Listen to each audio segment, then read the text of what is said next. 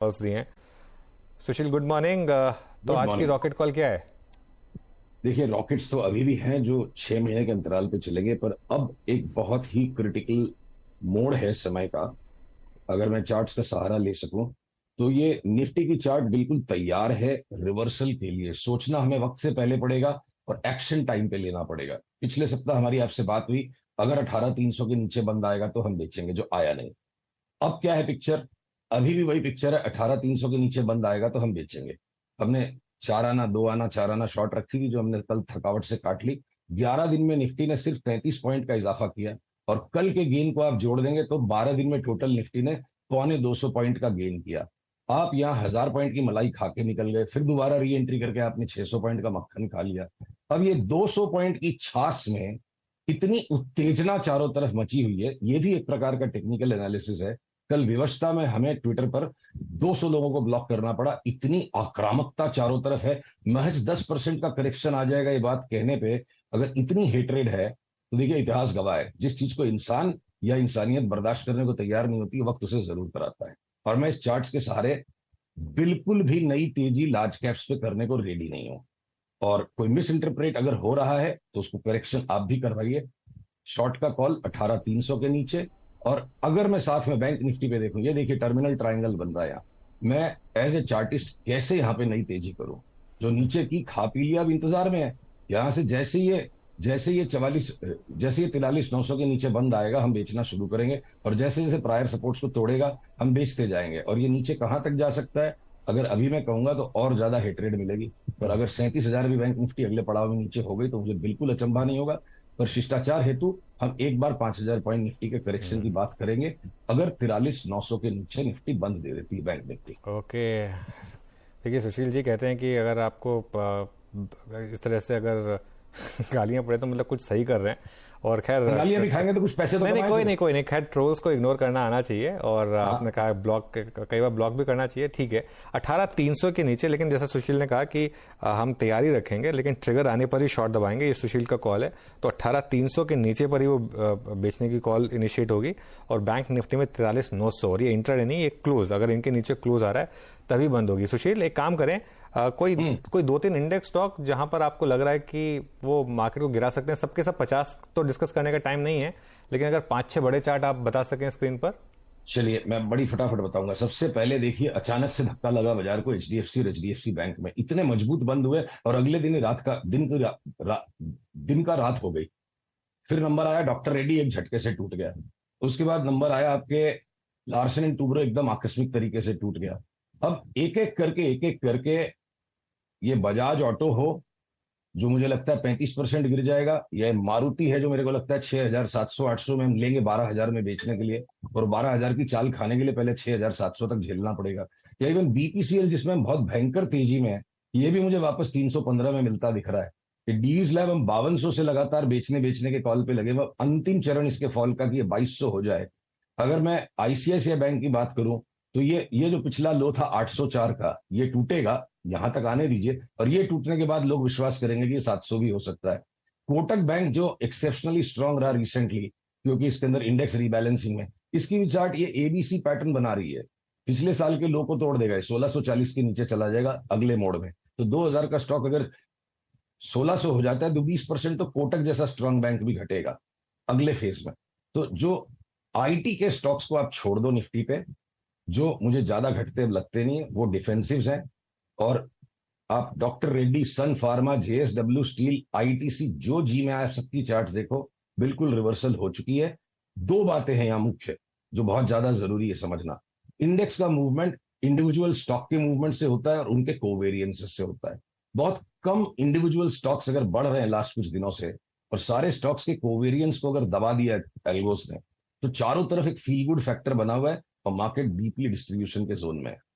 तो मुझे अगर आप कहोगे पूरी निफ्टी में से कोई ऐसे स्टॉक जहां पे पैसा डालना जरूरी, आप कैश होल्ड नहीं कर सकते, तो मैं बोलूंगा आईटी के 3 स्टॉक और कुछ हद तक टेक महिंद्रा।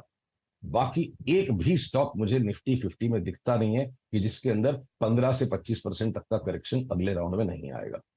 और ये हम ट्रिगर करेंगे जब 18,300 के नीचे निफ्टी बंद होगी। ओके। अच्छा सुशील जी, ये B2 पर आपकी राय क्या है? और इन्होंने बहुत अच्छा पुल बैक दिया लोअर लेवल से, लेकिन अब ये trajectory, I mean for instance Bajaj finance के लिए 6800 की, 6900 की, ये आपके लिए कौन सी ट्रेजेक्ट्री है? ये भी क्या शॉर्ट के एक अच्छा विकल्प है आपके लिए? देखिए कौन से लेवल घटेंगे के तो बीच होने के बाद शॉर्ट करेंगे आप? देखिए घटेंगे तो ये भी, पर सब चीजों को तो शॉर्ट नहीं कर सकते, कैपिटल तो लिमिटेड है। जी। जहां पे स्मूदेस्ट मूवमेंट मिले या जिसकी मूवमेंट को हम बर्दाश्त कर सके, तो बजाज ट्विंस का इंट्राडे में फ्लक्चुएशन 3-4% हो जाता है। ये ट्रेडिंग ग्रेड स्टॉक्स ट्रूली नहीं है। जॉबिंग कर लो या तो इनमें या इनमें इन्वेस्टमेंट कर लो। स्विंग ट्रेडिंग करने के लिए बहुत ज्यादा स्किल चाहिए, पर फिर भी मेरे को लगता है जिस दिन भी ये 4 दिन के बंद 4 डे आरओसी नेगेटिव आएगा, स्टॉक्स भी सेल हो जाएंगे। पर इतने बाकी के स्टॉक्स में अगर हमें बहुत ज्यादा बड़ा क्लियर विजन मिल रहा है 25 से 35% तक का घटने का, लार्ज बैंक्स में, ऑटोज में, इवन एलएनटी मेरे को लगता है 1500 हो जाएगा तो कोई बड़ी बात नहीं है। तो फिर बजाज फाइनेंस और बजाज फिनसर्व को बेचना ही जरूरी नहीं है, पर ये लेने के स्टॉक्स नहीं है यहाँ पे। ये सब एक्सट्रीमली ओवरबॉट है, वेटिंग फॉर रिवर्सल। ओके, अच्छा सुशील जी, कुछ कॉन्ट्रा कॉल्स जो आपने लोअर लेवल्स पे ली थी, जिसका वाकई हम काफी सम्मान करते हैं, उसमें एक बायोकॉन था, बीएससी था। मैं बायोकॉन से जोड़ता हुआ एक सवाल पूछना चाहूंगा। बायोकॉन में आपने वो कॉल बहुत अच्छे वाजिब वक्त पे ली थी, वहां से अच्छा पैसा बना भी। पूरे फार्मा में पुल बैक आया। लुपिन को देखिए, ग्लेनमा को देखिए, बायोकॉन को देखिए, सिंजन ऑल टाइम हाई पे चला गया। राइट। फार्मा में क्या कर रहा है? सारे हमारे भाई थे। क्या आपको अट्रैक्टिव लग रहा है इस वक्त? देखिए दो चीजें हैं। ये बायोकॉन की चार्ट को आप सामने देखिए। कोई सट्टा करके बैठा है, ट्रेडिंग कर रहा है, लिवरेज है, तो उसको इस लाल लकीर का रिस्पेक्ट करना पड़ेगा। जैसे ही टूटेगी आपको टेक प्रॉफिट करना पड़ेगा।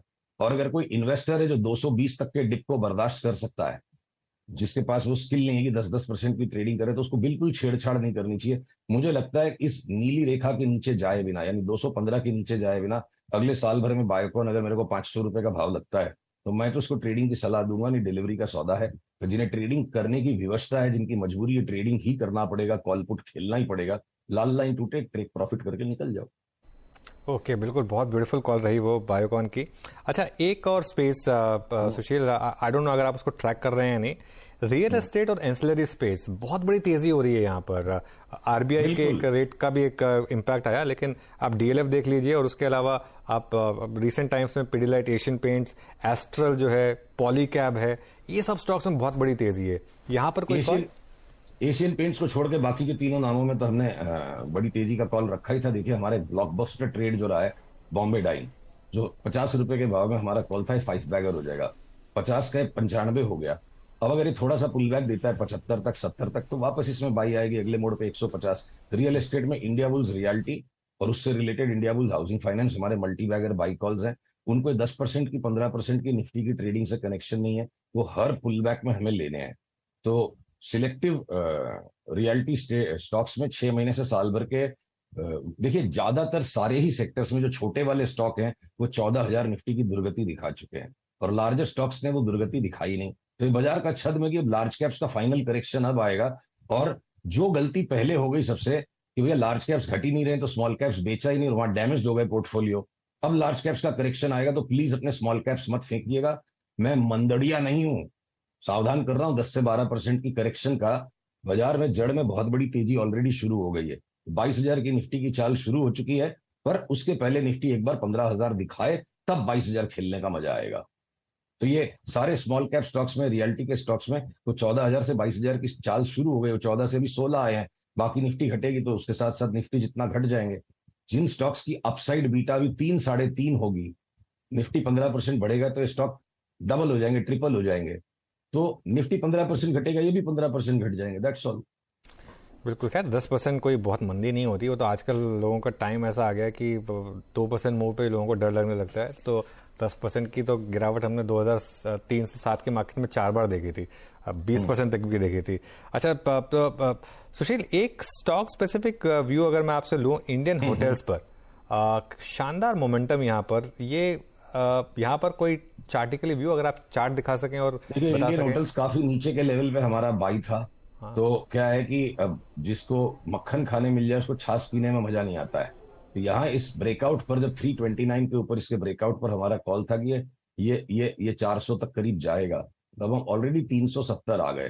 तो अंतिम 10% के लिए, और वो भी 385 के ऊपर अगर ये नहीं गया और ये घूम गया, तो हम टेक प्रॉफिट करके निकल जाएंगे और इसको वापस 280 में लेंगे। तो यहां से बढ़ सकता है 10%, कोई बड़ी बात नहीं है। पर हमारा इतना नीचे का लिया हुआ, हम अपनी एवरेज नहीं बिगाड़ेंगे। सुशील, डिपेंड करता है। मुझे तो अब छाछ पसंद है मक्खन के मुकाबले, तो वो मक्खन तो मैं छोड़ चुका हूँ, तो अभी छाछ से नहीं, पर गुजारा अनुज, चल रहा है। मक्खन से फैट नहीं बढ़ता है, कार्बोहाइड्रेट से बढ़ता है। मक्खन इज अ सुपर फूड, वो खाना चाहिए। बिल्कुल खाना चाहिए। वीरू, कोई और सवाल आपके पास? चलते चलते मैं आपको एक रोचक चार्ट क्रूड की दिखाना चाहता हूं। हाँ हाँ, दिखाइए, बिल्कुल दिखाइए। देखिए, क्रूड का और स्टॉक मार्केट का एक कॉम्प्लिकेटेड रिलेशनशिप है, उस पर अभी नहीं जाते हैं। सिंपल एक ट्रेडिंग व्यू लेते हैं। ये लाल लकीर जहां टूट जाए, ठीक है, ये लाल लकीर जहां टूट जाए, एमसीएक्स की क्रूड चार्ट है ये अगर हम 5,920 का भाव दिखा देती है एमसीएक्स पे क्रूड की चार्ट, क्रूड का भाव, तो 1,000 रुपए की तेजी हो सकती है। 50 रुपए के स्टॉप लॉस से 59.20 पे हम इसे लेंगे, और 1,000 रुपए बढ़ने के बाद डिसाइड करेंगे कि और 1,000 बढ़ेगा या वहां पे हम टेक प्रॉफिट करेंगे। और अगर ये ब्रेकआउट नहीं आता तो इग्नोर कर दीजिए। ये क्रूड पे आपकी एक महत्वपूर्ण टिप्पणी थी। अच्छा सुशील जी, आखिरी प्रश्न पूछूंगा। एक दो स्टॉक्स जो कि चले बहुत और जब वो चल रहे थे तो पूरे सेक्टर को आउट परफॉर्म कर रहे थे। एक इंस्टेंस के तौर पे मैं आपको बताना चाहूंगा, अपोलो टायर्स गजब का मूव दिया। एमआरएफ 1 लाख टकिया शेयर हो गया था। यहाँ पे कोई ट्रेड व्यू आपका?